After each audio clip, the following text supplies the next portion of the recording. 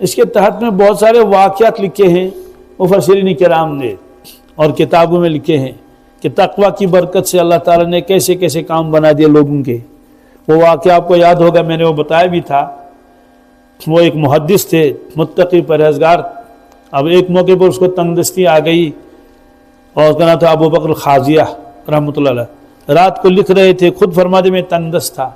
دیر گزری تھی تو وہ اس کے مکان کے اندر جس کمرے میں وہ تھا تو ایک چوہا نکلا اور وہ گھومنے لگا، اور اس کے بعد تھوڑی دیر کے بعد دوسرا نکلا اور وہ کھیل رہے ہیں، گھوم رہے. حضرت لکھ رہے ہیں، چراغ سامنے رکھا ہوا ہے، اس زمانے میں لکھتے تھے اور اپنا مطالعہ کر رہے ہیں. بہت دیر ہو گئی تو بڑا چوہا ہے وہ گھومتے گھومتے بالکل قریب آ گیا.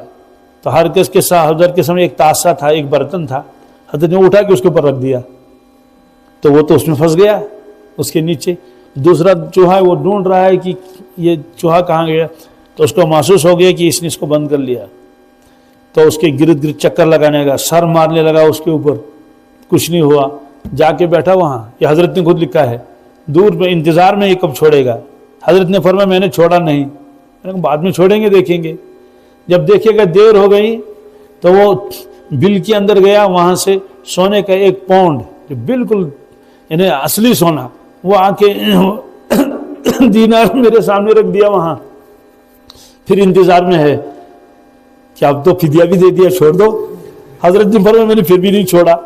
تو بہرحال یہ پھر وہ گیا، پھر لایا دوسرا، انتظار کیا، میں نے نہیں چھوڑا. پھر وہ ہو گیا تو کہا کہ تقریباً 5-6 پاؤنڈ لایا. وہ کتنے سامنے رکھ دیے تو میں نے نہیں چھوڑا. اب کی مطلب بہت دیر تک وہ چوہا دیکھتا رہا کہ یہ کب چھوڑے گا، میں نے نہیں چھوڑا. وہ آخر میں جا کے اور چھوٹے سے جو اس کو جلیدتن کہتے ہیں عربی میں، یعنی ایک بٹوا سا چھوٹا اس کا لیدر کا، کیا لیدر کا چمڑے کا ایک چھوٹی سی وہ لے کر وہاں بھی رکھ دیا. وہ کہنے یہ بتانا چاہتا تھا کہ میں نے سارا لایا، اور یہ جو ہے وہ جلیدہ یہ جو چمڑے کا چھوٹا سا وہ کیا کہتے ہیں پرس اتنا سا وہ بھی لا کے رکھ دیا. کہ میں سمجھ گیا کہ اب اس کے پاس کچھ نہیں ہے.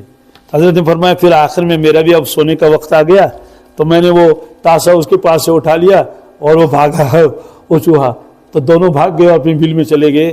تو میں نے دیکھا کہ یہ اصلی سونا ہے کیا. اب اللہ نے انتظام کیا، میں نے اس کو خرچ کیا اور میری ضرورت پوری ہو گئی. اب جب مسئلہ آئے گا وہ اس کے لیے حلال تھا یا حرام. ایک تو ہے کہ راستے میں کسی کو پیسے ملیں گے، سونا ملے گا، وہ تو لقطہ ہے، اس کے لیے تو اعلان کرنا پڑے گا. یہ تو راستے میں ملا ہی نہیں، یہ تو اس کے اپنے گھر میں ہے. ممکن ہے اس کے باپ یا دادا سے اس نے چوری کر لی ہوگی، کس نے اس نے چوہے نے لے لیا ہوگا اور سارے وہ کیس اس کو کہتے ہیں تو وہ اس کے نیچے رکھ دیا ہوگا. تو بہرحال چونکہ اس میں کسی کا حق نہیں بنتا تھا تو یہ اللہ نے ایک انتظام کر لیا. ایسے بہت سارے واقعات تھے. ایک صحابی نے خود عرض کیا یا رسول اللہ، میں جنگل میں بیٹھا ہوا تھا، اپنی بشری ضرورت پورا کر رہا تھا استنجا، تو ایک جنگل کا جانور نکلا اور میرے سامنے ایک پاؤنڈ رکھ دیا، چلا گیا بل میں. اس طرح کرتے کرتے شاید 20 یا کتنے پاؤنڈ وہ لایا تھا وہاں سے. حضرت نے فرمایا کہ یہ کیونکہ کسی کا تو ہے ہی نہیں، وہ یہ اللہ نے آپ کے لیے انتظام کر لیا ہے. تو بہرحال جو آدمی متقی پرہیزگار ہوتا ہے اللہ تبارک تعالیٰ اس کے لیے کچھ نہ کچھ انتظامات کرتے رہتے ہیں، چونکہ وعدہ ہے وَمَن يَتَّقِ اللَّهَ يَجْعَل لَّهُ مَخْرَجًا. ایک تو مخرج نکلنے کی جگہ مشکلات میں، وَيَرْزُقْهُ مِنْ حَيْثُ لَا يَحْتَسِبُ، اس کو رزق دے گا ایسے راستوں سے جو اس کے وہم و گمان میں بھی نہ ہو.